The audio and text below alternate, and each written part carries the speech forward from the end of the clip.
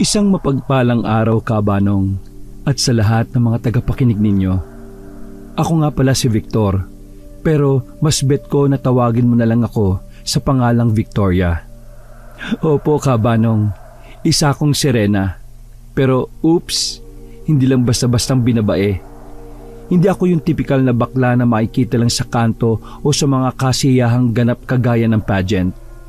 Hindi rin ako katulad ng mga baklang haliparot. Hindi po kasi ako babad sa labas.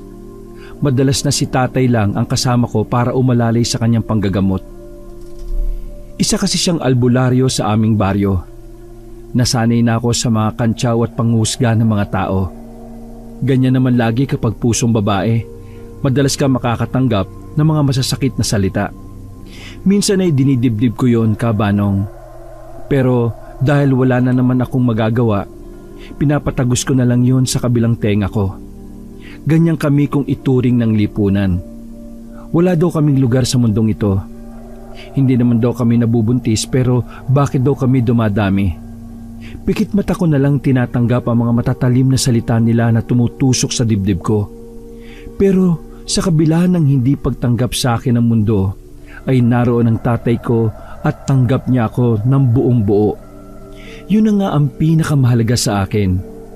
Kahit itakwil ako ng buong mundo, ang alam ko'y meron akong nagmamahal na tatay. Ito na siguro ang pinakalamang ko sa ibang kagaya ko, dahil sila itinatakwil ng sariling pamilya. Isa siyang batikang albularyo sa aming baryo ang tatay ko. Madalas siyang nilalapitan ng mga tao. Marami nang napagaling ang tatay Nardo ko. Nabarang ka man, naaswang, naingkanto o nanuno. Bukod doon, may anting-anting din siyang taglay na pangontra sa mga masasamang nilalang na nakakaharap niya. Sobrang iniidolo ko talaga ang tatay ko, Kabanong. Bukod kasi sa matulungin siya sa kapwa, mabuting ama at asawa din siya. Sa kabila ng pambabasura ng iba sa akin, ay naroon si Tatay Nardo upang damayan ako. Ang iniisip ko na nga lang noon, Kabanong, balang araw, bibilib din sa akin ng mga tao. Papalakpakan din nila ang baklang to. Nakaupo ko noon sa kubong maliit na nasa tapat ng bahay namin. Nakatanong ako sa malawak na palayan na pagmamay-ari ng tito ko. Malayo ang tingin at malalim ang iniisip. O anak, mukhang malalim na naman yung iniisip mo ah. May problema ka ba? Ho? Kasi itay... Oh, ano nga? Mukhang tutulo na naman yung luha mo. Bakit po kasi ang lupit ng mundo sa akin? Hindi ba ako maganda? Mabait ka anak, tapos masipag.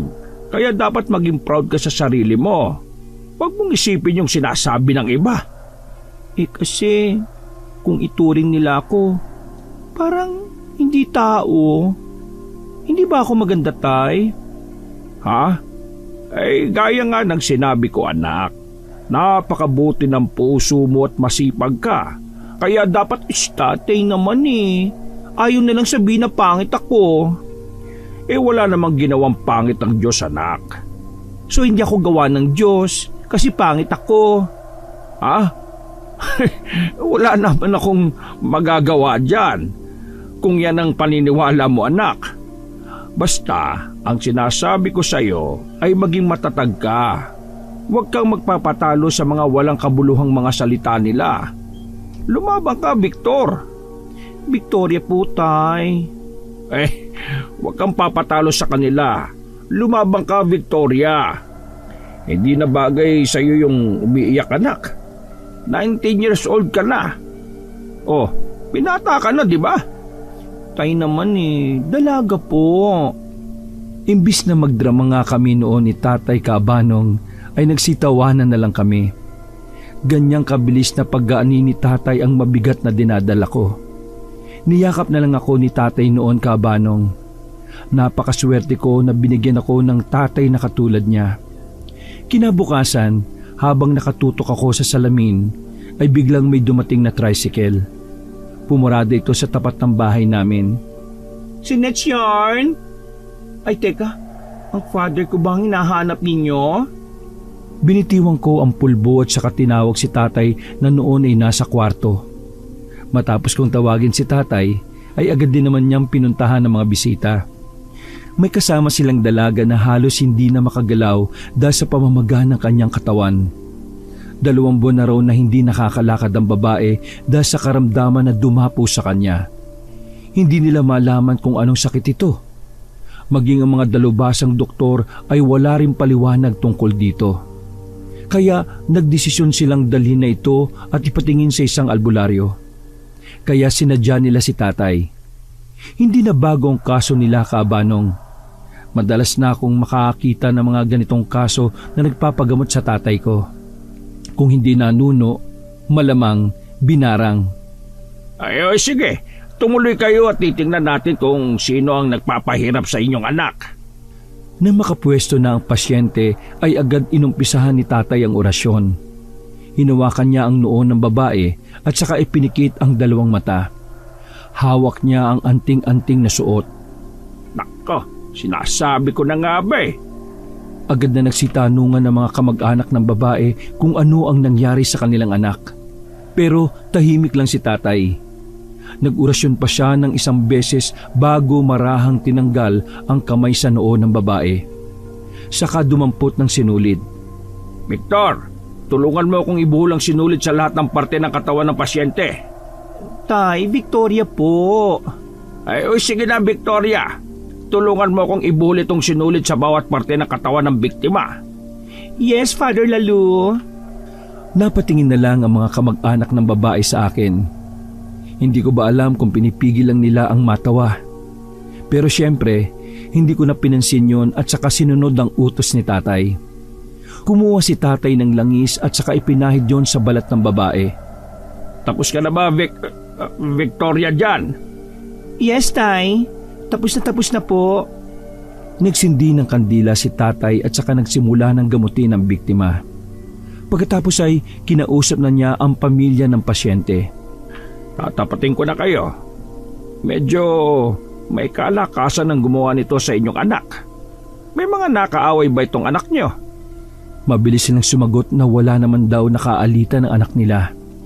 Ang bait nga daw ng anak nila at palakaibigan, kaya imposibleng magkaroon ito ng kaaway. Sa totoo lang, Kaabanong, ay maganda ang babae. Makapal ang kilay, bilog ang mga mata, matangos ang ilong, manipis na labi, tapos sobrang puti pa. Makikita na minana niya yon sa kanyang mga magulang. Mukha po siyang may lahing banyaga. In short, sana ganun din ang itsura ko. Ganun sana kaganda. Mukhang alam ko na yung kaso niya, Tay. Binaram po siya. Nakita ko naman kung paano lumaki ang mga mata nila nung marinig ang sinabi ko. Gulat na gulat sila at kung papaanong nangyari yon sa kanilang anak, gayong mabait naman ito at pala kaibigan pa. Aba, mukhang nakukuha mo na ang kakayahan ko, anak ah. Ipagpatuloy mo lang yan. Balang araw magiging isang magaling kang albularyo. Sa totoo lang, Kaabanong, ay hinulaan ko lang yon. Bumase lang ako kung ano ang sinabi ni tatay. Nabanggit kasi niya na baka may kaaway ang babae, kaya nasabi ko na baka kinulam ito o binarang. Katunayan, wala akong alam sa panggagamot. Siguro yung kapalaran ko talaga ay maging isang manghuhula, hindi maging isang albularyo. Agad na nagsitinginan ng pamilya ng babae at saka kinumpirma ang sinabi ko sa biktima. Tinanong nila ito kung may mga tao ba siyang nakahalubilo na parang kakaiba sa kanya, o di kaya'y kaklase na hindi niya kaklose. Siguro may nainggit sa anak ninyo kasi base sa sinasabi ninyo na wala namang kaaway siya. Kaya for sure, may nainggit sa beauty niya. Ay sige, huwag niyo nang pag-isipan pa ang pasyente. Ako na ang bahalang maghanap ng taong may inggit sa kanya at sa mambabarang na yon. Tingnan na lang natin kung uubra sila sa akin. Talagang may kalalagyan sila sa oras na hindi nila ito tinanggal sa anak niyo. Kalmadong hinawakan ni tatay ang palad ng babae at saka pumikit. Bumitaw siya ng halos pabulong na dasal sa salitang Latin. At isang saglit lang ay nag-iba ang ihip ng hangin. Nakita ko na rin. Isang matandang babae na mambabarang ang sumalbay sa kanya. Sigurado ako na hindi nyo ito kilala. Pero teka, hahanapin ko naman yung salarin. Alamin natin kung sino ang nag-utos sa mambabarang na bigyan ng sakit ang anak ninyo. Nakapikit pa rin si tatay habang binibigkas sa mga dasal at pinakiramdaman ng mga nangyayari. Alam kong ginagamit niya ang kapangyarihan ng anting-anting para malaman niya kung sino ang nag-utos sa mambabarang para bigyan ng sakit ang babae. Hindi rin binibitiwan ng kamay ng babae dahil ito ang nagkokonekta sa mambabarang. Maya-maya ang nangyari na nga ang inaasahan ko. Kinausap na niya ang mambabarang. Ay ikaw matanda, ano tumatakbo sa utak mo na binarang mong babaeng ito? Gusto mo namang mamatay? Kumalma na kayo. Huwag kayong mag-alala, magaling ang tatay ko. Marami ng case na ganito at napagaling niya po lahat. Kaya magtiwala lang po kayo, ha? Huwag kayong magpapakita ng takot sa kalaban. Magagamit niya yan para lalong pahirapan ang anak ninyo. Believe me. Sino ang nag-utos sa iyo para barangin ng babaeng ito? Sumagot ka kung ayaw mong maputol ang ulo mo! Hindi namin marinig ang usapan sa pagitan ng mambabarang at ni tatay. Pero alam ko na nagtatalo na silang dalawa. Ganyan palagi ang sitwasyon kapag nanggagamot ang tatay ko. Ala, hindi mo sasabihin. Alam mo, ikaw na matandang mambabarang ka. Parang hindi naman natin alam ang sitwasyon eh. Palagi na lang tayong ganito. Nagmamatigas ka pa. Pare-pareho lang naman kayo mga gumagamit ng kapangyarihang itim. Kahit hindi mo sabihin, malalaman ko pa rin yan. Dahil ayaw mo magsalita, abay, wala na akong magagawa kundi ang tapusin ka. Dapat ka nang mapunta sa impyerno. Nagsagawa si tatay ng mga hand sign, patunay na tinatapos na niya ang buhay ng mangkukulam. Ilang saglit lang ay dumilat na rin siya. Pagkatapos ay binalingan niya ang pamilya ng biktima. Winawakasan ko na ang buhay ng mambabarang. Huwag kayong mangamba, ligtas na ang anak ninyo. Ilang araw lang manunumbalik na ang sigla niya. Ihilom ng paunti-unti ang maga ng katawan niya. Wait, there's more. Hindi pa napaparusahan ng salarin talaga, ha? Yung nagpabarang sa anak ninyo. Kaya wait lang at hahanapin pa yan ng aking pudra Kels. Tama. Hindi ko pa nakikita kung sino ang punot dulo nito. Kaya maghanda kayo sa revelasyon na malalaman ninyo. Humawak muli si tatay sa kamay ng babae. Agad na pumikit at nag-usal ng Latin na salita. Walang nag-iingay sa pagitan naming lahat. Sabay-sabay lang naming tinitingnan si tatay na nakapikit. Inaabangan ang bibig nito na bumuka. Ayun, nahanap ko na ang mukha niya. Teka, babae ito maiksi ang buhok. Hindi masyadong matangkad, sakto lang ang height. Kayumanggi ang kulay tapos pango ang ilong. Mukhang alam ko na kung bakit pinabarang niya ang anak ninyo. Teka, kasi parang magkasing edad lang sila ng anak mo. Kilala niyo ba ito? Agad na nagbulong-bulungan ng pamilya ng babae. Mukhang may ideya na sila kung sino ang nambarang sa kanilang anak. Maging ang babae ay napaiyak dahil mukhang alam na rin niya kung sino ang may gawa nito sa kanya. Base sa mga ikinikilos nyo, mukhang alam nyo na kung sino ang babaeng nilalarawan ng tatay ko, ha? At dun nga kabanong nagsalita ang pasyente. Hindi ko inaasahan na yun ang malalaman ko.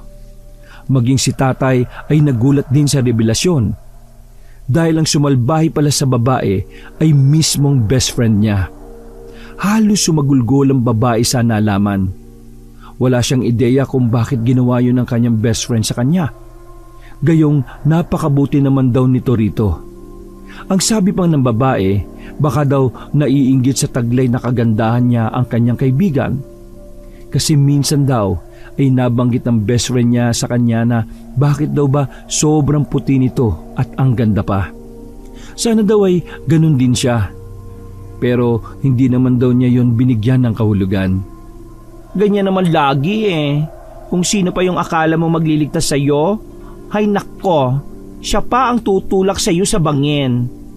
Kadalasan nga, ang akala nating safe na lugar siya palang pinakamapanganib Kagaya ng nangyari sa iyo, ang buong akala mong kaibigang matalik ay siya palang papatay sa iyo. Kaya nga ako, hindi ako nagbe-best friend Kasi best enemy talaga yung mga yan. Kaya maging aral ito sa inyo. Hindi lahat ng akala nating kaibigan ay mga mabuti din ang hangarin sa atin. Minsan sila pa yung sasaksakin ka sa oras na tumalikod ka Kaya mag-iingat kayo sa mga kaibigang pakitang tao, ha? Nakausap ni tatay ang matalik na kaibigan ng dalaga. Nagdesisyon silang magpatawaran na lang. Ayaw din kasi ng pamilya na hatulan ng kamatayan ng babae. Humingi na lang ng tawad ang kaibigan nito dahil sa nagawa. Mahirap magpatawad lalo na kung ang gumawa nito sa iyo ay matalik mong kaibigan. Pero dahil mabait naman ang pamilya na nagpunta sa amin, pinatawad nila ang babae pero binawalan ng lumapit sa kanila. Umalis ang pamilyang yon sa bahay na hanggang tenga ang ngiti. Naaninag ko pa ang mukha nila. Ang matinding saya na nadarama. Naaninag ko sa mukha nila ang matinding saya na nadarama kasi magaling na ang pasyente nila. Ang tindi naman nun, Tay. Sarili mo pang kaibigan ang gumawa sa'yo noon? Ay nako, nakakaloka. Di kinaya ng beauty ko yun, ha? Kaya ikaw, anak, huwag mong hayaan na bulaging ka ng inggit. Maging kontento ka sa kung anong meron ka. Naku naman, Tay, no? Hindi ako maiinggit. At isa pa, dapat silang mainggit sa akin. Sa tagalay kong karinyo at ganda, tsak na luluhod ang mga tala.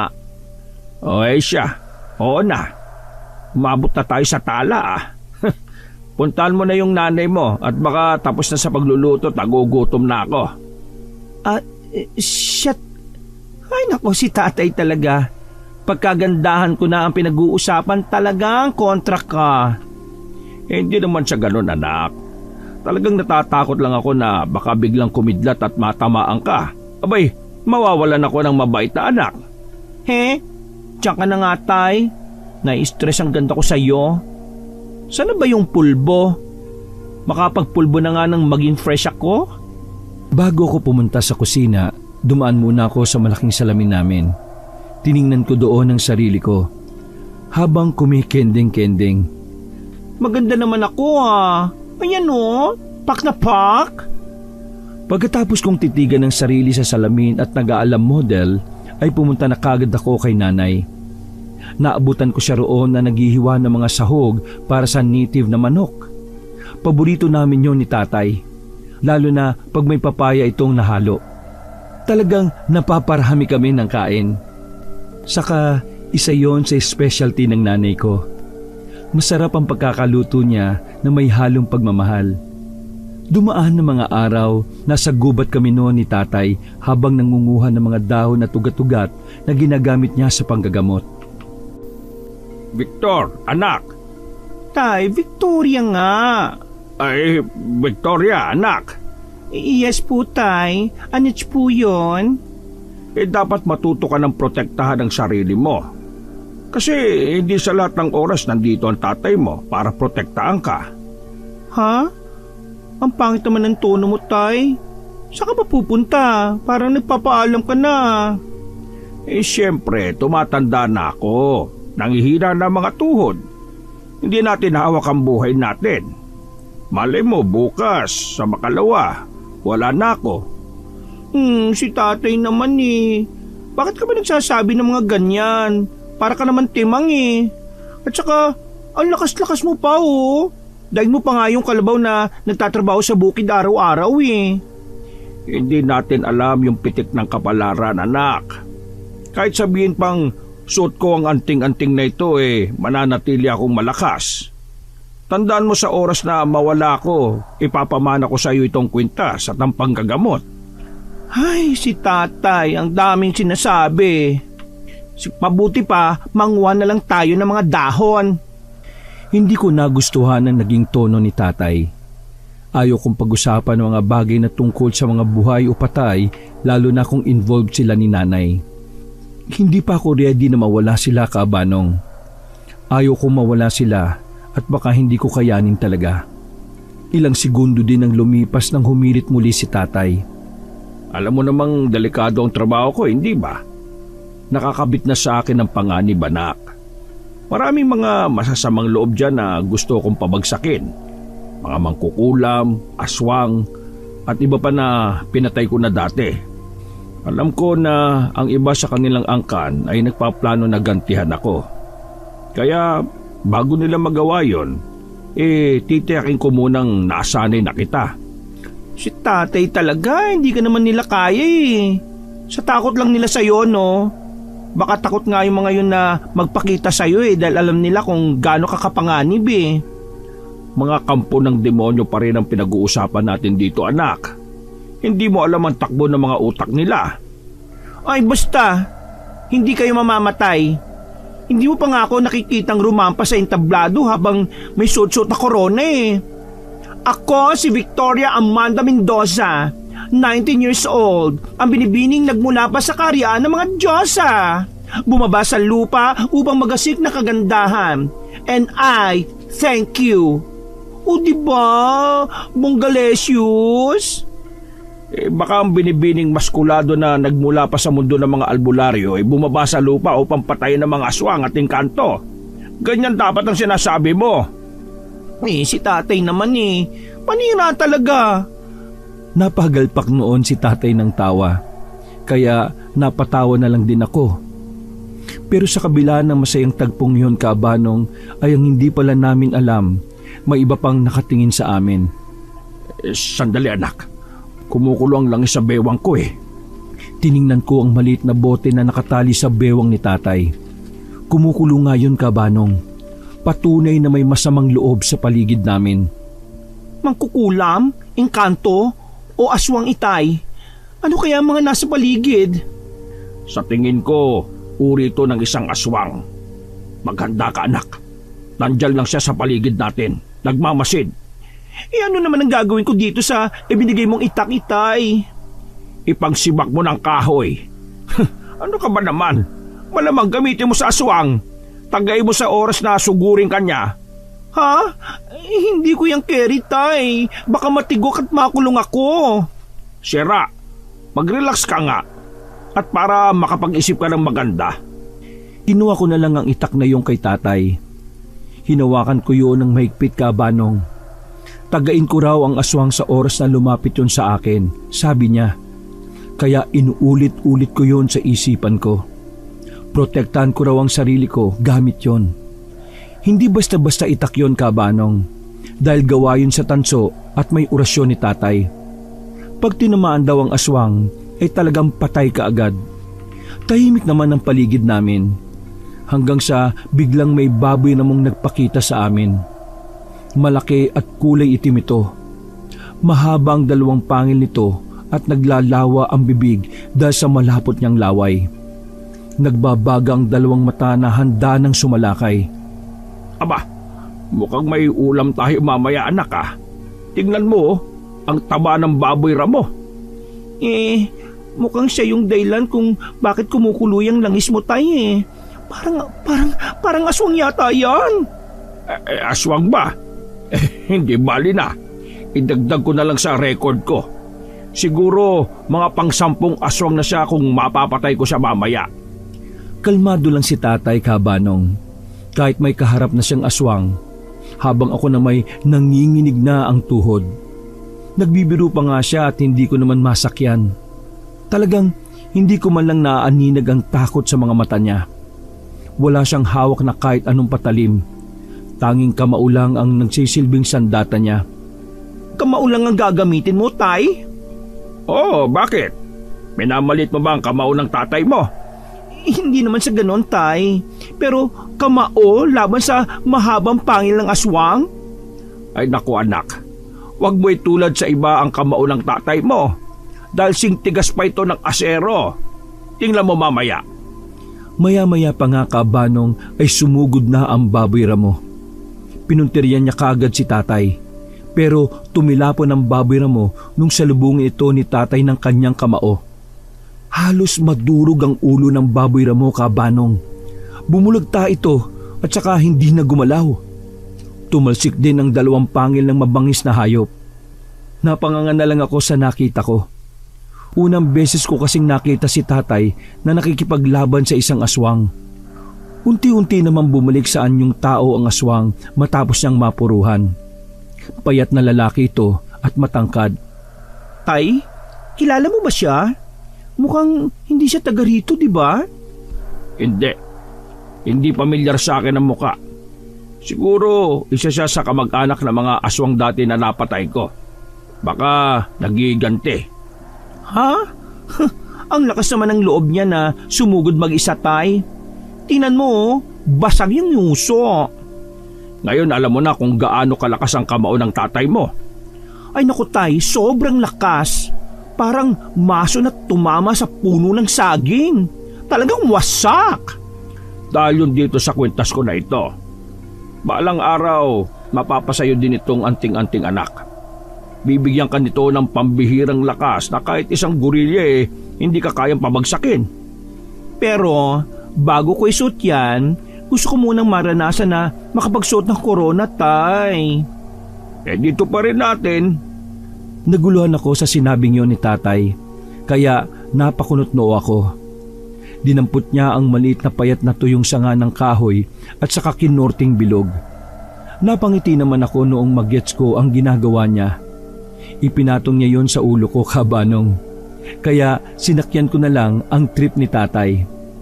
Itinaas ko ang laylayan ng aking t-shirt at saka itinali ito hanggang ibabaw ng pusod. At saka naglakad palayo habang kumikembot. O ayan, natupad na. Ladies and gentlemen, Lapis at Pentelpen, presenting galing pa sa malayong lugar kung saan matatagpuan ng mga magagaling na antingero, Barrio Maligno, anak ni Nardo. Please welcome Victoria Amanda, ang maskuladong albularyo. Natipalok ako dahil sa hindi ko na nakayanan ng pagtawa. Si tatay ba naman ay kung ano-ano ang pinagsasasabi habang rumarampa ako na parang beauty queen. Bongga na sana, Tay. Bumanat ba naman kayo sa bandang huli? Ang sakit tuloy ng tiyan ko sa kakatawa. Ano ba yan? Umuwi kaming dalawa ni tatay na nagtatawanan. Parang walang naganap na sagupaan sa pagitan ng aswang at ni tatay. Nalimutan namin yun dahil sa sobrang saya. Yung tawa na halos maluha-luha ka talaga. Pagdating sa bahay ay di pa rin nawawala ang biruan naming dalawa. Maya-maya hinubad niya ang kwintas at saka isinuot sa leeg ko. Tapos nagtawanan na naman kami. Isuot mo nga itong anting-anting anak. Titignan ko lang kung bagay sa isang sirena ang kwintas. O, di ba? Pak na pak? Ngayon ka lang ba nakakita ng baklang albularyo? Napapailing na nga lang si nanay dahil sa sobrang ingay namin ni tatay. Kahit nasa kusina siya habang naghahanda ng aming hapunan, ay dinig na dinig niya ang tawanan namin ni tatay, kaya nagsisigawan kami. Pinatatahimik niya nga kami dahil nakakahiya raw kapag may nakarinig sa kalokohan namin. Tumigil lang kami noon ni tatay nang biglang may kumalabog sa labas ng bahay. Kaya nagpaalam na muna siya para tingnan yon. Baka yung manok na naman namin na naghahanap ng maitlugan. Naiwan ako sa loob habang hinihingal ng tawa. Mga ilang sandali pa'y nakarinig ako ng may lumagapak. Ano, Tay? Nahuli mo na ba yung manok? Ay, istorbo talaga yung manok kahit kailan, no? Gusto siguro mag-swimming sa kawali niya, na. Akin na po't isabay na natin sa hapunan natin yan. Patawa-tawa pa ako habang binabagtas ang pintuan palabas. Ang tawa ng yun ay may mapait palang kapalit. Dahil noong paglabas ko ng pinto, natagpuan ko ang katawan ni tatay na nakabulagta sa lupa habang walang malay. At isang lalaki naman ang nakita kong nakahubad, mabilis na tumakbo paalis. Kitang-kita ko pa ang malaking peklat niya sa likod na tanging yun lang ang pagkakakilanlan ko sa kanya. Hindi ko na siya pinansin at ibinalik ang atensyon kay tatay. Dali-dali ko siyang nilapitan. Tay? Tay? Malakas ang pagkakasigaw ko noon dahilan para marinig ni tatay. Ilang segundo pa nga ay humahango si nanay palapit sa amin. Huli na ang lahat, Kaabanong. At kahit ano pa ang gagawin namin ay hindi na maibabalik ang buhay ni tatay. Patay na nga siya matapos namin siyang pulsuhan. Butas ang leeg niya at wasak din ang dibdib. Hagulgul kami ni nanay at pilit na ginigising si tatay pero wala na talaga. Hindi siya naipagtanggol ng kanyang anting-anting dahil isinuot niya yun sa akin. Bigla tuloy ako nagsisi kung bakit ipinasuot niya pa sa akin ang kanyang kwintas. Parang gumuho ang mundo namin ni nanay, Kaabanong. Ang sakit kasi dahil siya na lang ang nag-iisa kong kakampi. Kinuha pa sa akin ang aswang na yun. Alam kong aswang ang lalaking nakita kong tumakas. Malakas ang kutob ko na siya ang dahilan ng pagkamatay ng tatay ko. Ilang buwan ang nakalipas. Unti-unti na rin naming natatanggap ang pagkawala ni tatay. Mahirap pero kinakaya. Sariwa pa rin kasi sa isip ko ang mga masasayang alaala namin. Nasa tabi ako ng bintana habang nakatanaw sa malayo. Napapangiti ako paminsan-minsan sa oras na mahagip ng isip ko yung masayang alaala namin ni tatay. Hanggang sa tapikin ni nanay ang balikat ko. Ay, ikaw pala, Nay. Nakatulala ka naman dyan. Alam mo, kung buhay lang ang tatay mo, hindi yung matutuwa na makitang malungkot ka. Ay, sobrang miss ko na kasi si tatay, Nay. Sino bang hindi nakakamiss sa kanya? Maraming nakakamiss sa tatay mo, hindi lang tayo. Pero kailangan nating tanggapin, anak, na wala ang tatay mo. Tandaan mo na lang yung mga payo niya sa'yo.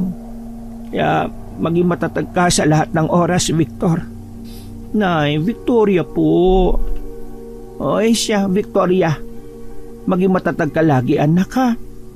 Niyakap ko si nanay ng mahigpit, Kaabanong. Tama siya. Dapat tanggapin ko na nawala na nga si tatay. Si nanay na lang ang meron ako. Kaya dapat maging matatag ako. Maya-maya ay may dumating na mag-asawa at nagpakilala silang sina Gloria at Tado. Sa malayong bayan pa raw ang kanilang pinanggalingan. Sinabi din naman nila kagad ang kanilang sadya. Gusto lang sana naming humingi ng tulong tungkol ito sa mga masasamang loob na gumagambala sa amin. Pasensya na ho kayo, pero patay na yung manggagamot dito. Alam ho namin, pero nagbabaka sakali pa rin kaming matulungan nyo kami. Gusto man namin makatulong pero hindi po ako katulad ng tatay ko eh. Huwag niyo po akong tingnan ng ganyan, ha? Sige na, parang awa na ninyo. Hindi na namin kayang manggagambala ng pamilyang yon. Ano po bang ibig niyong sabihin? Anong pamilya? Buntis ang aking anak at gabi-gabi na lang siyang ginagambala ng pamilya ng aswang. Aswang? Oo, aswang. Gusto nilang kunin ang apo ko sa tiyan ng ina niya at ayaw namin mangyari yon. Kaya pakiusap, tulungan nyo kami. Gusto namin kayong tulungan, pero papaano? Ano ang gagawin namin? Wala kaming alam sa panggagamot. Wala na kasi ang asawa ko, patay na.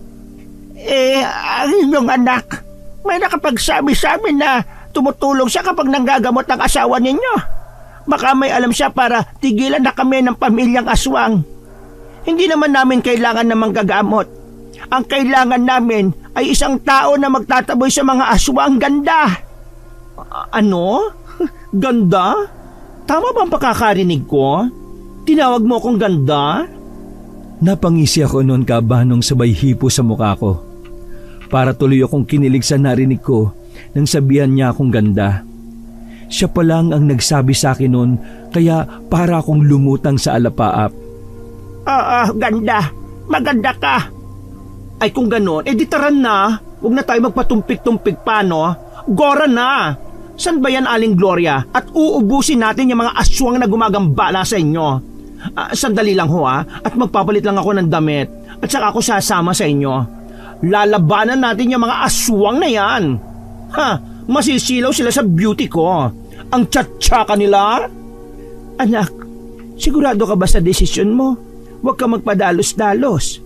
Hindi mo ba narinig, Nay? Tinawag niya akong ganda. Kaya wala nang dapat pang pag-usapan pa, no? Carrie Bells na ito. Ay, ewan ko sa iyo, anak.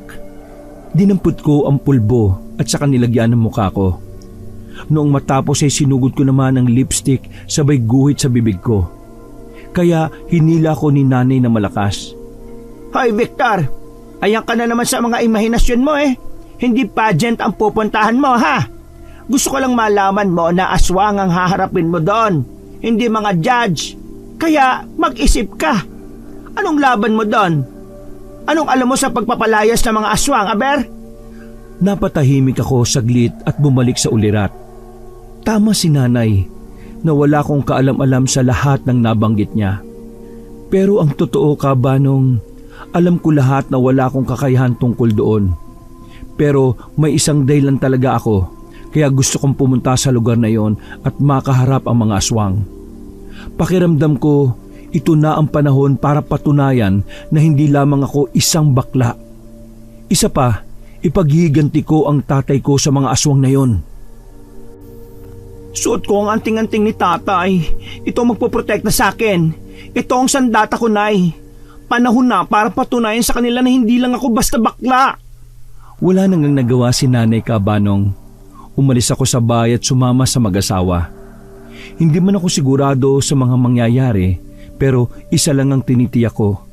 Buo ang loob ko para pumatay ng mga aswang. Malayo pa ba tayo? Nahihilo na ako sa biyahe. Bumabaliktad na ang sikmura ko. Ngayon pa lang ako nakasakay ng ganito kalayo. Magkasabay na tumingin ang mag-asawa sa akin. Nakasakay kami sa hiniram nilang pampasaherong jeep. Mahigit 1 oras na kasi kami nagbabiyahe pero hindi pa kami nakakarating sa lugar nila. Malapit-lapit na tayo. Mga 2 bayan na lang tapos bayan na namin. Ano? 2 bayan pa? Ay, kalurky naman. Masisira na itong beauty ko, Aling Gloria. Pagpasensyaan mo na, Victoria po. Pagpasensyaan mo na, Victoria. Pero mabilis naman ang takbo natin eh. Kaya makakarating tayo kaagad. Charot lang po, ini-etchos ko lang po kayo. Ang tahimik kasi ninyo eh. Ngumiti naman kayo, no? Mga higit kalahating oras pa nga nun Kabanong ay nakarating din kami. Medyo malayo sila sa bayan, pero maganda yung lugar nila. Talagang bukid na bukid. Wala masyadong kabahayan. Pumasok kami sa isang liblib na daan at binigtas ang kalsadang bato-bato. Mga ilang minuto lang ay narating namin ang isang bahay na gawa sa kahoy at kawayan. Hindi naman masyadong malaki pero maganda ang pagkakagawa. Nung pumasok na ako sa bahay ay sobrang maaliwalas ng loob. Malinis ito at nakasalansa ng mga gamit ng maayos. Bumungad naman sa akin ng black and white na TV. Yung may antena sa likod. Tapos yung katabi naman nito ay isang malaking cassette tape. Binati naman ako agad ng buong pamilya nila. May mga bata pa akong nakita tapos may mga binata at dalaga. Kasama rin ang iba pang may edad na. Nagtanong pa nga yung isang batang apo pala na mag-asawang sumundo sa akin. Sabi niya, sana daw yung albularyo. Bakit daw hindi nila kasama? Tapos dugtong pa niya, sino naman daw yung baklang mukhang berdugong kasama ni Mang Tado at Aling Gloria. Mukhang pasmado ang bibig nitong bulilit na to, ha? Iba na ang nababanggit eh. Ay, apo, kaharap mo na. Yan ay anak ng isang albularyo. Tutulungan niya tayong paalisin ng mga aswang. Kaya humingi ka na ng sorry sa sinabi mo. Pero imbis na humingi ng sorry Kabanong, ay tiningnan niya pa ako sa kadinilaan. Tapos tumakbo na mabilis paalis. Kaya nagulat ako. Aba, hindi lang bibig ang pasmado pati dila may diferensya. Victor, pasensya ka na sa apo ko ha, pero mabait yan silang lahat. Victoria po, ano ba yan? Paulit-ulit naman tayo eh.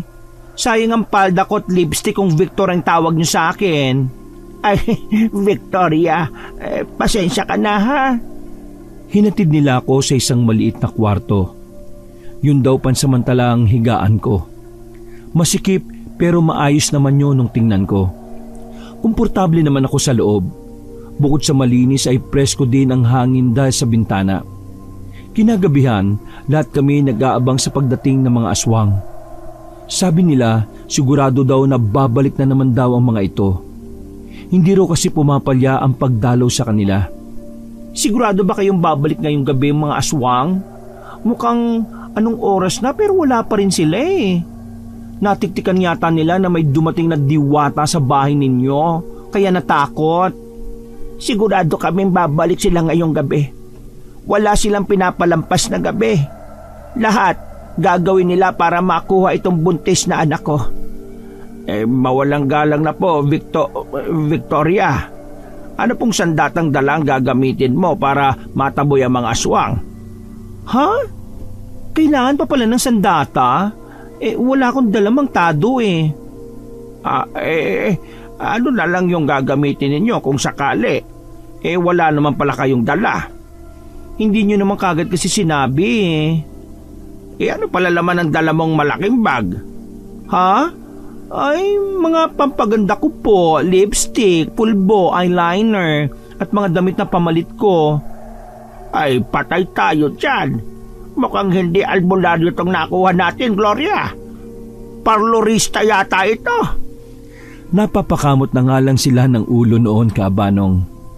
Doon nila naisip na hindi nga albularyo ang inuwi nila sa kanilang bahay kung hindi isang anak lang ng albularyo.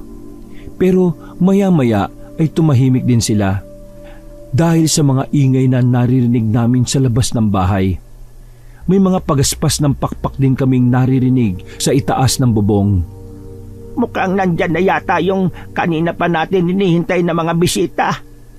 Ay papasukin sila at pakainin kung ganun po. Sila yung mga aswang, ano ka ba? Ha? Sabi niyo po kasi bisita kasi. Sila na pala yan? Teka sandali may kukunin lang ako. Kinuha ko ang anting-anting na hinubad ko kanina. Isinuot ko ulit yon para maganda na sa labanang magaganap. Kailangan kong patunayan sa buong mundo na hindi lang ako basta isang bakla. At ang pamilyang kumuha sa akin ang unang makasaksi nun. Handalicious na ako. O ano, saan yung mga aswang, aber? Teka, sigurado ka bang wala kang gagamiting sandata? Baka matalo ka nila. Ay naku, wag po kayo mag-alala, Aling Gloria. Sa kapal ba naman ng makeup ko, tsak na hindi ako matatabla ng mga pangil nila, no? Yun kung sa mukha ka nila kakagatin. Kung hindi. Dapat mukha lang sila umatake. Hindi sila pwedeng choosy, no? Huwag silang pala desisyon. Tama na nga yan. Sige na, mag-umpisa ka na, Victoria. Alam kong may iba ka pang ipanlalaban sa kanila. Hindi ka naman pupunta dito kung hindi ka handa. Naniniwala ako sa iyo. Pero kailangan mag-ingat ka pa rin, ha? Ay, sige po. O paano, gogora na po ako sa labas at pupuksain ko ang mga impacto sa labas. Dito lang kayo sa loob, ha? At bantayan nyo ang Junakis nyong buntis. Siguraduhin nyong hindi siya malalapitan ng mga aswang. Labanan nyong aswang na mga alam nyong panlaban, ha? Lumabas ako ng bahay na mag-isa, Kaabanong. Tanging kamao ko lang ang tanging sandata ko at saka ang suot kong anting-anting. Bilog ang buwan noong gabing yon at naramdaman ko noon na medyo marami-rami ang mga aswang sa paligid ko. O ikaw na pong bahala, bathala. Tay, kabayan mo ako, ha? Hayaan mong gamitin ko itong anting-anting mo para puksain itong mga impaktong pangit na ito. Agad na umilaw ang kwintas na nasa leeg ko. Kasabay noon ang nagsilundagan ng mga aswang sa paligid ko. Hindi ko alam kung paanong nangyari pero sa paningin ko ay bumagal ang mga aswang pasugod sa akin. Kaya nakita ko ang mga galaw nila. Dahil doon ay mabilis ko silang tinatamaan. At kung may mga nakakalapit man sa akin, ay mabilis ko lang din naman silang nahahawakan at ibinabalibag sa lupa. Mga ilang minuto rin yata ako nakikipaglaban noon. Pero tila hindi sila nauubos. Ano ba ito? Bakit sobrang dami naman yata nila? Ang sabi nila mag-asawang aswang lang to. Mukhang buong mag-anak na nila to o buong barangay. Mukhang napasubo yata akong beauty ko. Hindi naman ako napapagod pero Ang maduwal ay malapit na. Para ba naman sa tuwing susuntukin ko sila nawawasak ang mga katawan nila. Ew, kadiri. Idagdag mo pang malapot nilang dugo na tumatalamsik sa maganda kong fes. Ay, ano ba? Hindi ba kayo mauubos-ubos? Nakakaloka. Hindi ko nakiriting na ng itsura nyo kapag nasusuntok. Para naman kayong lobo na hinanginan Kapag tinusok na matuli, sumasabog. Sa magawa yung mga katawan nyo. Pero pansin ko lang, Kabanong. Kanina pa ako galaw ng galaw pero hindi man lang ako nakakaramdam ng pagod. Naisip kong baka dahil yun sa anting-anting kong suot.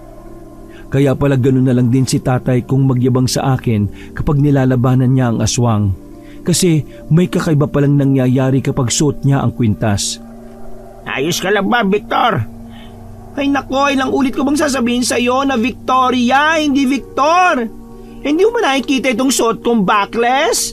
Wala namang katapusan to. Kanina akala ko buong mag-anak lang. Ngayon mukhang buong ang kanasa. Sobrang dami naman ito. Go, Victoria. Nandito lang kami sumasuporta sa'yo. Ay, pambihira. Tumulong kaya kayo, no? Masisira ang beauty ko nito Baka hindi na ako makasali sa pageant pag nagkataon. Mga ilang sandali pa'y nakikita ko na mukhang kumukonti na sila. Ang iba naman ay nakikita kong tumatakas. Hindi ko na sila hinabol at hinayaan na lang. Ay, salamat. Mukhang nauubos ko na sila. Makakapag-rest na rin ang beauty ko. Nang matapos ang pakikipaglabang ko sa mga aswang, ay agad na nagsilabasan ng pamilya ni na Aling Gloria at Mang Tado para salubungin ako ng bati. Lahat sila ay tuwang-tuwa at karamihan sa kanila ay hindi makapaniwala na nakaya ko ang ganun karaming mga aswang. Sinasabi ko na nga ba talagang may kakayahang kakatulad ng ama mo. Maraming salamat, Victoria, ha? Inaamin ko na nagduda ako sa kakayahan mo, Victor. At nagkamali ako doon. Patawarin mo sana ako. Di sinusukat ng tapang at bigote sa muka. Matapang ka nga pala talaga. Ay naku, ayos na sana Kaso panay ka Victor ng Victor Ilang ulit ko bang sasabihin na Victoria, ha? Victoria! Paano ba naman? Victor talaga ang nababagay sa mukha mo Siya, tama na. Pumasok na tayo sa loob. Bago ang lahat, pwede bang dalhin niyo muna ako sa lugar kung saan maraming tubig? Tingnan niyo itong katawan ko, puro blood ng mga aswang. Nakakalurky, ang lansa-lansa kaya. Agad naman silang nagsitawa ng lahat matapos nilang pasadahan ng tingin ng katawan ko. Napangiwi na lang ako dahil medyo nainis. Nagawa pa nilang tawanan pero alam ko namang natuwa lang sila noon. Nung matapos na akong maglinis ng katawan ko, kinausap ko ang mag-asawa. Tutal, mukhang marami-rami na sa mga aswang ang napatay ko. Siguro hindi na babalik dito yung mga ibang nakatakas. Pwede na siguro akong bumalik sa amin, no? Maraming salamat talaga, Victoria. Bukas na bukas ay ihahatid ka namin sa inyo. Huwag ka sanang titigil sa pagtulong, Victoria. Sana marami pa ang matulungan mo. Ay naku, huwag kayong mag-alala. Mang Tado, Aling Gloria, hindi ito ang huling pagtulong na gagawin ko. Talagang nagsisimula pa lang ako Marami-rami pa akong aswang na tatapusin. Siya nga ho pala. Bukas, anong gagawin natin sa mga bangkay na nagkalat sa labas? Ayoko na silang tingnan nasusuka ako. Kayo na ang bahala sa mga yon. Akala ko sa pagbumuka nila ako masusuka, hindi pala Sa mga patay pala nilang katawan. Nakita niyo ba ang itsura? Ew! Oo nga, parang hindi taong gumawa. Parang nakalunok ng bomba at sumabog sa katawan nila. Ay sige, bukas kami na ang bahala dyan. Bibigyan na lang namin ng maayos na libing kahit papado. Hindi pwedeng basta dyan na lang sila. Mamamaho yung mga yon. Marami naman kaming magtutulong-tulong para ibaon sila sa lupa. Okay, wala na akong iisipin. O sige na, matulog na ho tayo. Bawal ang magpuyat kasi nakakapangit daw ng beauty. Kinabukasan, niligpit ko na ang mga gamit ko. Sumabay muna ako sa kanilang kumain ng agahan at pagkatapos noon ay niyaya ako ni Mang Tado. Ihatid na sana nila ako sa amin, ngunit paglabas ng bahay nagtaka kami dahil nawala ang mga bangkay ng mga aswang sa bakuran nila. Puro bakas na lang ng dugo sa lupa ang nakita namin. Nang sundan namin ang tingin ng bakas ng dugo, nakita naming parang may mga humatak sa bangkay papunta sa damuhan. Totoo pala ang sabi nila, kinukuha ng mga aswang ang kalahi nilang napapatay. May puso rin naman sila, ano? Binabalikan din naman pala nila mga kalahi nila. Oh, ayun pala kaya nawala yung mga katawan nila. Akala ko inaswang din ng kapwa nila aswang. Hay, ang gulo ng buhay nila, no? Mabuti at kinuha nila. Wala na tayong problema.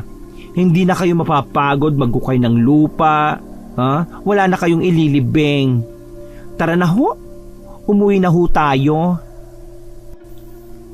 Handa na sana kaming lumarga kaso biglang isang matinis na sigaw ang narinig namin na nagmumula sa loob ng bahay nila. Ay, what's happening? Kakaiba ang sigaw na yon, Mang Tado. Mabilis kaming bumaba sa jeep niya at saka tumakbo sa loob ng kanilang bahay. Naabutan namin silang nagkakagulo. Nawawala raw ang anak nilang buntis.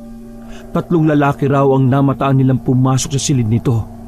Kaya napasigaw ang isang anak ni Aling Gloria. At nang tingnan sa kwarto ay wala na nga yung buntis.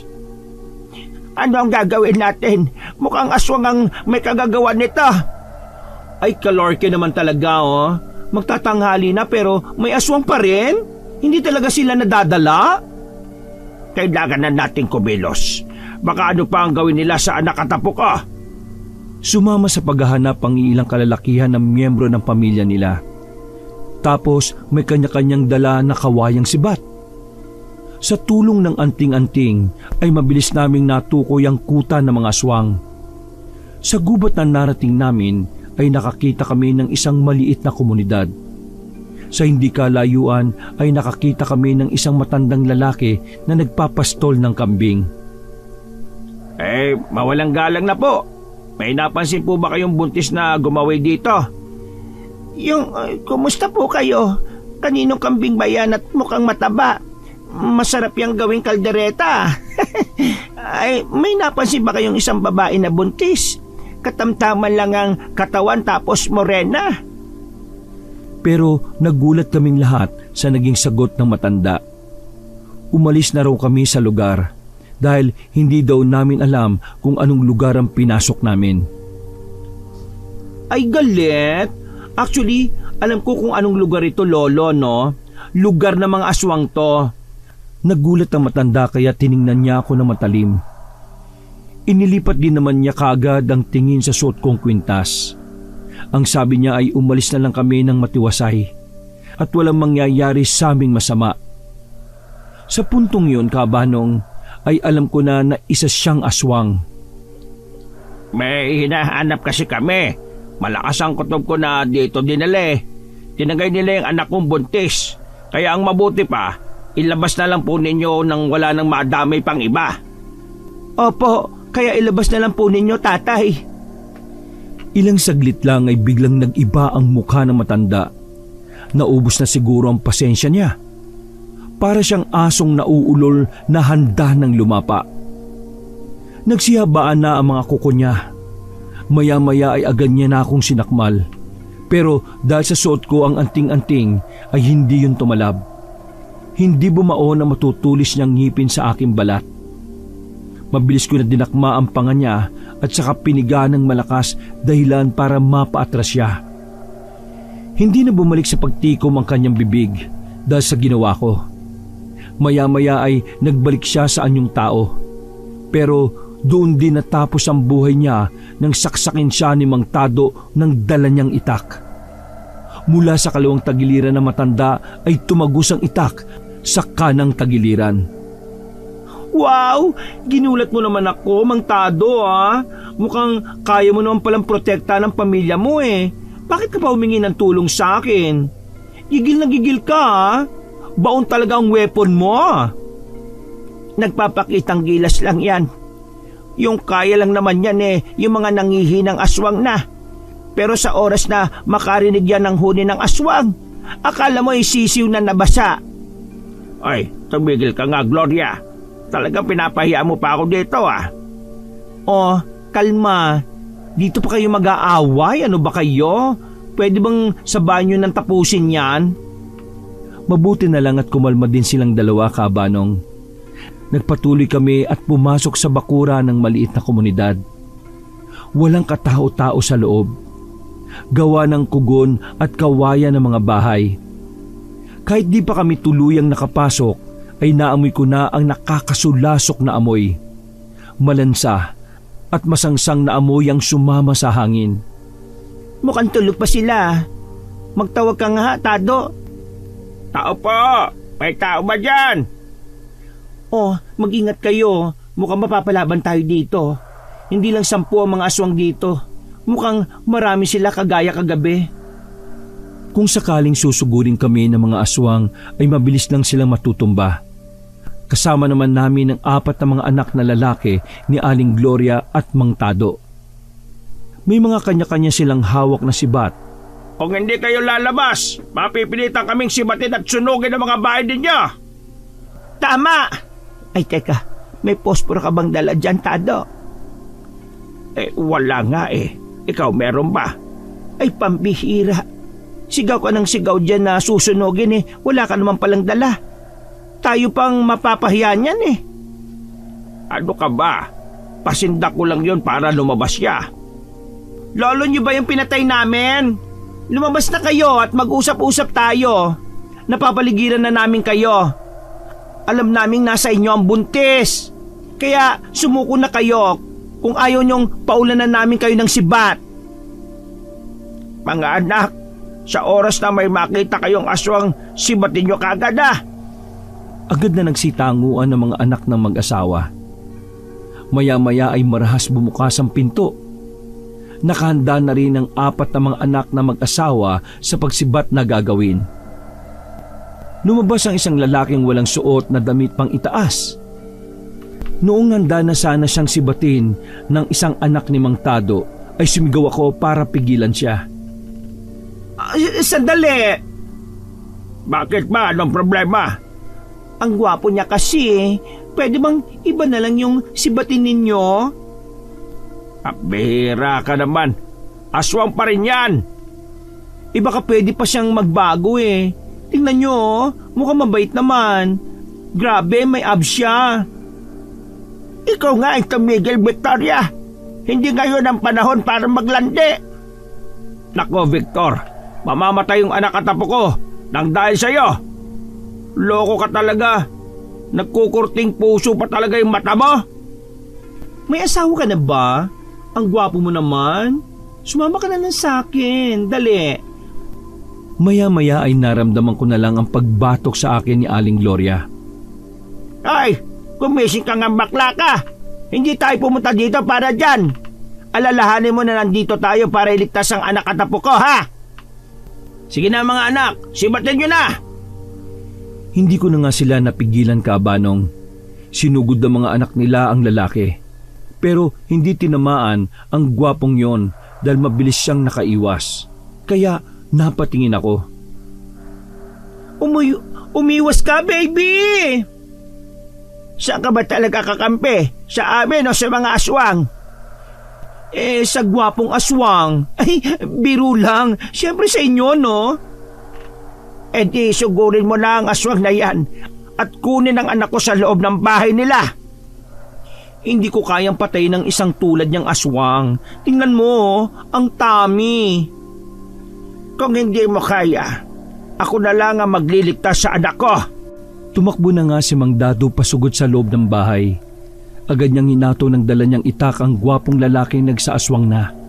Pero hindi niya ito tinamaan. Inatake naman siya ng aswang kaya natumba si Mang Tado. Tada! Ay kaloka! Bad ka pala! Pues ayaw ko na sa iyo. Mabilis ko nang sinugod ang aswang. Pero bago pa ako makapasok sa loob ng bahay, natigilan ako nang maglabasa ng sabay-sabay ang mga aswang sa bahay nila. Ang iba ay dumaan sa pinto habang ang iba ay nagtalunan naman palabas ng bintana. Tila nagbabaga sa pula ang mga mata nilang lahat. Iniwan ko na si Gwapo at hinayaan sa pamilya ni Mang Tado. Hinarap ko na ang sandamakmak na aswang dahil mas gusto ko silang gawing pampapawis. Ako na ang bahalang humarap sa mga aswang. Hanapin nyo na si Buntis, dali! Sa malamang, nandyan lang yan sa isa sa mga kubo nila. Pagkasigaw ko noon, ay dali-dali silang sumunod sa akin. Ako naman ay sinimulan ng pakikipaglaban sa mga aswang. Sinuntok ko kagad ang isa sa naunang sumugod sa akin. Agad naman siyang tumilapon. Pero mabilis siyang tumayo at gumunti sa akin. Pero nagawa kong mahawakan ang kamay niya. Pinaikot-ikot ko siya at saka isinalya. Makinig kayong lahat! Hindi na ako nagbibiro pa, ha? Ibigay nyo ng ligtas ang babaeng buntis sa amin at alis kaming matiwasay. Alam kong buhay pa siya at nararamdaman ko yon, no? May lumabas na matandang lalaki sa isang kubo. Kulay puti ang mahabang buhok nito. Mukhang kakaiba ang puwersa na bumabalot sa kanya. At nagpakilala siyang si Raul. Mukhang baliktad na ang sitwasyon ngayon Tao nang sumusunod sa lugar ng mga aswang. Tignan mo nga naman, may kasama pa kayong tikbalang. Sino tinatawag mong tikbalang? Si Mang Tado ba? Tado, ikaw yung tinutukoy niya. Ay, masyado ka madaldal na aswang ka, ha? Tingnan mo, ugod-ugod ka na pero chismoso ka pa. Bago ang lahat, ako nga pala si Raul, ang pinuno ng mga aswang sa lugar na ito.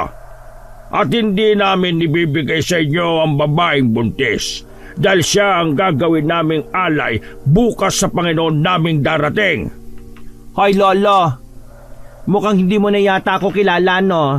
Hindi mo ba napanood kung paano ko pagpapatayin yung kalahi mong aswang kagabi? Hindi. Sayang at hindi ko nakita Pero nabalitaan ko yon. Ikaw pala sinasabi nilang matinding antingero na muntik nang umubo sa grupo ni Berto. Ako nga. Kagaya na nangyari sa kanila, gagawin ko rin yung sa inyo. Kaya ibigay nyo na ang buntis na. Pasensya ka pero hindi talaga. Alam mo, wala namang kaming pakialam doon sa mga grupo ng mga aswang na pinatay mo Nagpapasalamat pa nga kami dahil kumonti ang bilang nila. Katunayan yan pinag-aagawan namin itong buntis. Pero kami ang nanalo sa agawan na yon. Aba, akalain mong nag-aaway-away din pala mga aswang? Ano yon, by department pala kayo? Kaloka. Pare-pareho lang naman kami mga aswang. Pero siyempre, iba-iba ang kinabibilangan namin. Minsan nakakaubusan na ng mga buntis dito sa mga baryo. Kaya nag-aagawa na lang kami para may alay kami. Ay bongga! Ano yon, may premyo na house and lot pag kayo ang nakakuha sa buntis? Hindi siya ganoon. Pero isang malaking karangalan yon sa aming grupong kinabibilangan. At bukod doon ay tataas din ang tingin sa amin ng aming Panginoon. Ano ba? Magdadaldalan na lang ba kayo?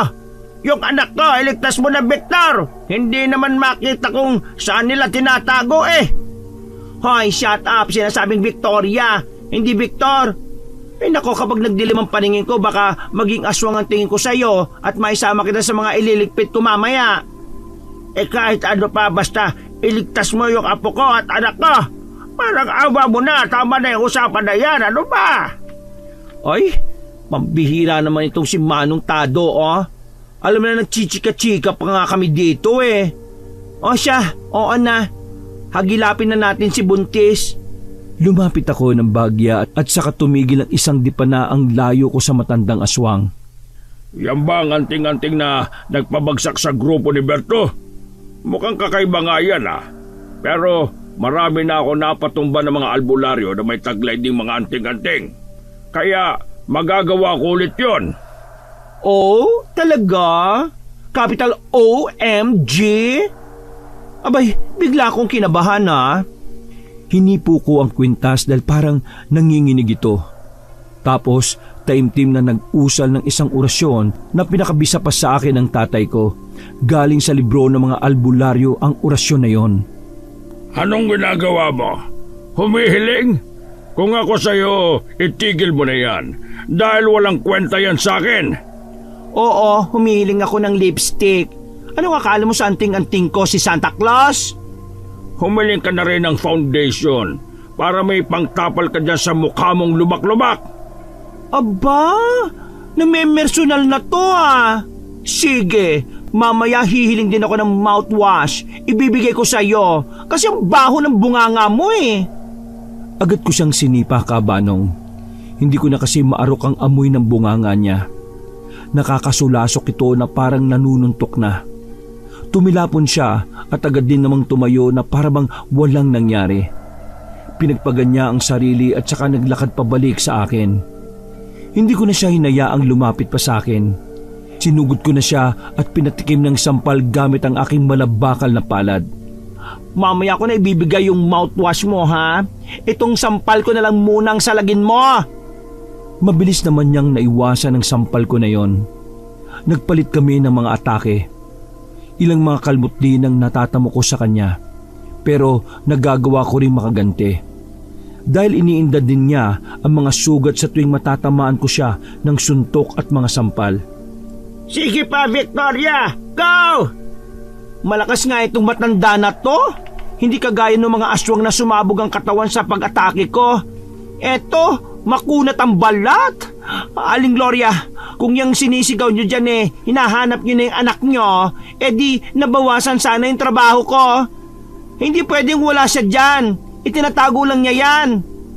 Kung magaling sila magtago, dapat magaling din ho tayong maghanap. Kung gusto nyo ho, palit na lang tayo. Ako na maghahanap, kayo makipaglaban sa makunat na matandang to. Hahanapin na nga uli namin Bahala ka na sa mga aswang. Dahil sa pagbigay ko ng atensyon sa mag-asawa, ay hindi ko nakita ang ibinigay na atake sa akin ni Mang Raul. Oy, tingnan mo, natamaan tuloy ako. Kasalanan nyo talaga mag-asawa pag natalo ako dito. Sa lakas ng pag-ataking yon ay dumugo ang bibig ko. Nakaramdam din ako ng sakit. Napansin kong may mga aswang palang hindi gaanong nalalabanan ng aking agimat. Napaisip tuloy ako. Iniisip kong baka kulang ang orasyon na inusal ko para madagdagan ang lakas ng agimat ni tatay. Aba, mukhang maraming kapangyarihan ng anting-anting mo Pero bakit parang iniinda mo na yata ang mga atake ko?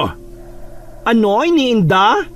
Umaarte lang ako Gusto ko rin kasi mag-artista Pangarap ko rin yon bukod sa rumarampa. Pagkasabi ko noon ay agad ko siyang sinugod. Tinamaan siya sa dibdib kaya napaatras siya. Nung pasuray-suray na siya ay agad kong pinulot ang sibat na kawayan na malapit sa akin. Mabilis ko tong hinagi sa matandang aswang. Hindi niya yon naiwasan dahil mas binilisan ko pa ang kilos ko para hindi niya masundan.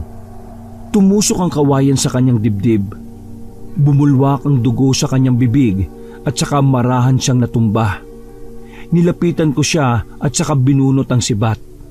Ay, mukhang hindi mo na kailangan ng mouthwash. Mukhang mamamatay ka na Hindi na nga siya noon nakagalaw.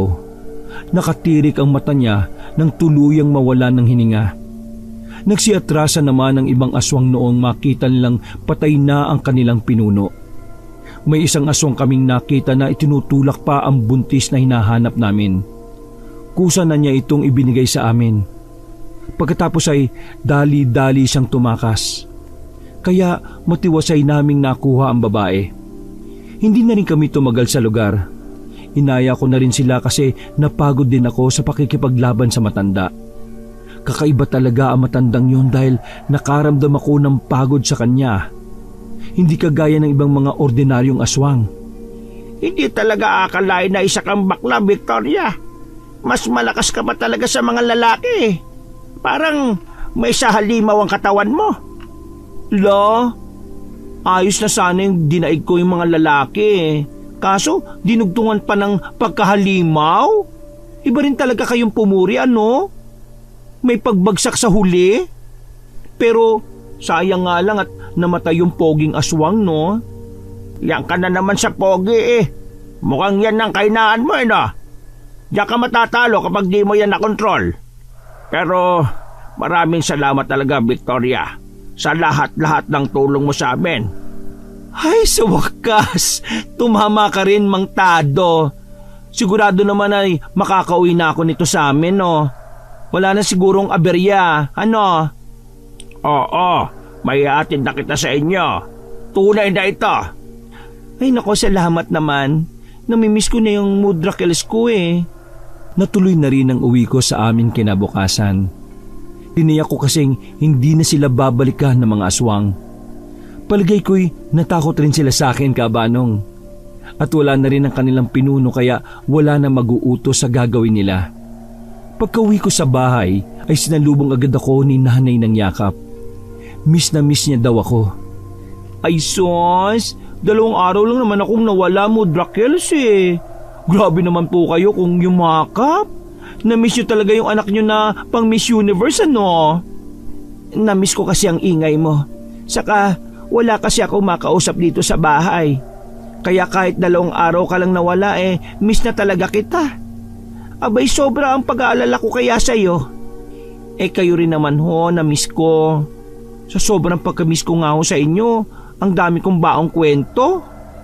Balik na ulit sa normal ang buhay namin ni Nanay, Kabanong. Paminsan-minsan ay naaalala pa rin namin si Tatay. Pero unti-unti din naman naming natatanggap na hindi na talaga siya babalik. Isang hapon, inutusan ako ni Nanay na pumunta ng palengke para mamili ng mga sahog sa lulutuin niyang putahe. Kaarawan kasi ni Tatay. Unang kaarawan niya na wala siya. Walang gaanong tao sa palengke noong hapon na yon. Isang lalaki ang namataan ko noon. Kakaiba kasi ang ikinikilos niya. Para bang may inaabangan siya. Tapos sa bandang unahan ko ay may isang babaeng buntis. Bumibili ito sa isang gulayan. Kaya nagduda na kagad akong aswang siya. Nagpanggap ako na parang wala lang. Pero palihim ko siyang pinagmamasdan. Aba, balak mo pang gawing hapunan ng anak ni Mother, ah? Bongga mo naman. Noong umalis ang buntis ay sunundan din ito ng lalaki. Pumasok sa masikip na iskinita ang babae at doon din pumasok ang lalaki. Kaya sigurado kong aswang yon. Nang tingnan ko rin kasi ang langis sa botelya na lagi kong ibinubulsa, nakita kong kumukulo ito. Mabilis akong tumakbo para mahabol sila. Nang ilang dipa na lang ang agwat ko sa kanila, ay sinigawan ko na ang lalaki. Hoy! Aswang ka, no? Mabilis ko siyang nilapitan at tinawakan siya sa damit. Tapos nilingon niya ako na gulat na gulat. Pero dahil tama ang hinala kong aswang siya, nagpumigla siya dahilan para mapunit ang damit niya. Tumambad sa akin ang likod ng lalaki na may malaking peklat. Katulad na katulad yon sa likod ng taong tumakbo paalis noong araw na pinatay si Tatay. Ikaw yon! Ikaw nga yon! Ikaw ang pumatay sa tatay ko! Ang peklat mong yan ang palatandaan ko. Animal ka, monster, mamamatay tao. Pinatay mo ang tatay ko. Alam mo ba kung gaano kalaki ang kasalanan mo sa akin, ha? Tumindi ang emosyon na nararamdaman ko. Halos pumutok ang mga ugat ko sa leeg dahil sa galit. Ang lalaki naman ay tumakbo paalis, pero hindi na doon sa direksyon ng buntis. Hoy! Hindi ka makakaalis! Mabilis ko siyang hinabol. Dala-dala ko pa rin ang nakasupot na sahog na lulutuin ni Nanay. Dumiretso siya sa masukal na gubat kaya nahirapan akong mahanap siya. Kahit saan ka magtago, mahanap at mahanap kita! Nakita ko ang damit niyang itinapon sa damuhan, kaya sigurado akong malapit lang siya sa akin. At ilang saglit lang ay may kung anong nilalang na bumubulusok pasugod sa akin mula sa itaas. Para siyang paniki. Sobrang itim ng katawan nito. Malapad ang pakpak niya na nakabuka pa. Pero buong puwersa ko siyang pinasalubungan ng malakas na suntok. Agad siyang bumagsak sa damuhan, pero agad din namang tumayo. Ano? Kere mo pa ba? Hanggang diyan ka lang ba? Pagod na ang person? Maya-maya pa ay gumalaw uli siya at saka mabilis na tumayo at gumapang paakyat sa puno. Ay! Nagtatago ka ulit? Ano? Hanggang diyan ka na lang ba, ha? nakita ko na tumalon siya sa isang puno. May balak sigurong tumakas, pero agad ko siyang hinabol at noong maabutan ko ay hinila ko siya pababa. Pero nang makakuha siya ng buwelo ay muli na naman siyang tumakas. Kaya nagabulan na naman kami hanggang sa maabutan ko siya ulit. At doon ay nagtagisan na naman kami ng lakas. Nang maramdaman niyang hindi niya ako kaya ay agad na naman siyang tumakas. Muli ko na naman siyang hinabol, pero mabilis ko lang din naman siyang naabutan dahil sa mga natamo niyang sugat mula sa mga suntok ko at mga pagsabit niya sa sanga at damo. Sa ilang minuto pa lang naming paghahabulan at paglalaban ay nakita kong napapagod na siya. Humihingal na siya. Teka, mukhang wala katapusang habulan to ah. Nabubura na yung makeup ko. Isang takbo pa at malilintikan ka na sa akin. Napakalakas talaga ng loob mo, ano? Ang lakas ng loob mong salakay ng bahay namin ng gabing yon at pinatay mo pa ang tatay ko. Tapos ngayon, ang lakas ng loob mong takasan na naman ako? Ano ba yung kinatatakot mo, ha? Ayaw mo ba akong biktimahin? Mukhang choosy ka pang hinayupak ka. Umilaw ang anting-anting na suot ko at naramdaman ko na naman ang biglang paggaan ng katawan ko. Ayon! Ha! Lagot ka ngayon sa akin. Sige, tumakbo ka. Pero kung ako sa'yo, huwag mo nang gawin yan dahil mapapagod ka lang at mahahabol lang din naman kita. Hindi ko na siya hinintay na makatakbo pa uli. Tinalakay ko kagad siya para hindi na makatakas pa.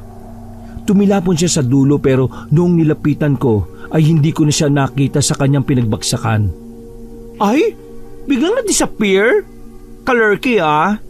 Parang lobo sa langit, hindi ko na makita. Pumutok na pala. Ay, sana kaya yung ungas na yon? Yuhu! Magpakita ka! Nandyan na ako! Nasaan ka na? Pwede ba wag mo nang dagdagan ang init ng ulo ko? Lumabas ka na sa pinagtataguan mo kung ayaw mong dyan na mabulok habang buhay. Lumabas ka na please! Sinundan ko ang tulo ng dugo niya. Mga ilang hakbang lang ako ay natagpuan ko siyang nakahilata sa unahan. Hingal na hingal siya. Ay nako, buwisit ka. Nandito ka lang pala? Ano, carry mo pa? May baong ka ba bang gamot mo? Mukhang hinihingal ka na. Pinilit pa ng aswang na gumapang kahit puno na siya ng sugat. Pero dahil gusto ko nang tapusin ang paghihirap niya, ay binali ko ang leg niya gamit ang kamay ko sa tulong ng agimat. Parang nagbali lang ako ng tuyong sanga. Lumagutok ang kanyang buto sa leeg. Nawalan talaga ako ng awa sa kanya. Dahil mas nangibabaw ang galit ko sa pagpatay niya sa aking ama. Yan! Kulang pa nga yung buhay mo sa buhay ng tatay ko. Pinatay mo siya nang walang kalaban-laban eh. Hinayaan ko ang katawan niyang walang buhay sa loob ng gubat para mapakinabangan ng mga ligaw na hayop. Pagkatapos ay nagmadali naman ako nang maalala mga sahog ni nanay. Nakalimutan ko na yon. Naalala kong nabitawan ko sa paghahabol sa aswang na yon. Dahil doon ay nagagilap pa ako ng paisa-isa sa mga sangkap kaya medyo natagalan ako. Ay, kainis. Mas mahirap palang maghagilap ng mga sangkap sa pagluluto na nawala sa gubat kaysa maghanap ng karayom sa dayami. Baka magalit na sa akin si nanay nito kapag wala siyang nailuto. Babush na talaga ang beauty ko sa earth. Pagdating ko sa bahay ay agad akong humingi ng dispensa kay nanay. Nakangisi pa akong lumapit sa kanya. Diyos por santo kang bata ka. Saan ka ba galing at ngayon ka lang? Ang buong akala ko hindi ka na uuwi. May hinabol pa kasi akong kriminal, nay eh. Ano? Kriminal? Opo, nay. Sige na, lutuin niyo na itong putay na paborito namin ni tatay. Ay nako, ikaw talaga bata ka. Dahil ang tagal mong dumating halika, tulungan mo ako magluto.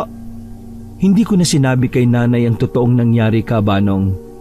Alam ko kasing mapupunta na naman ito sa pagdadrama. Ayaw kong mag-iyakan kami sa mismong kaarawan ng tatay ko.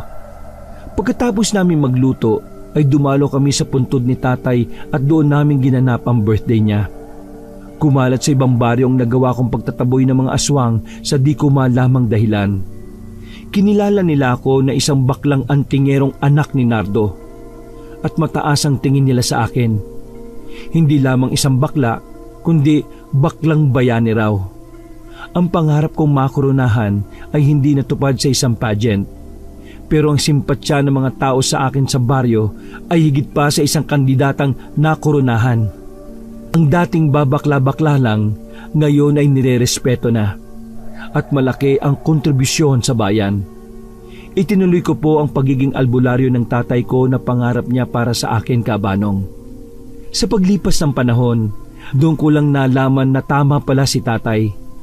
Masarap sa pakiramdamang tumulong sa kapwa.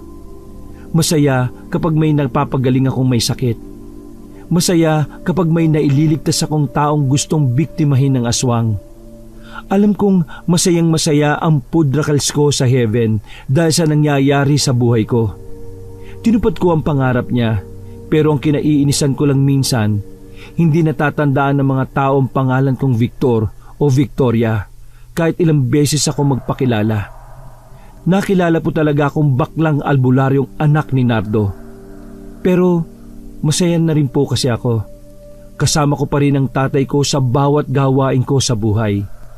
Palagi ko po siyang kasama, Kabanong. Wakas,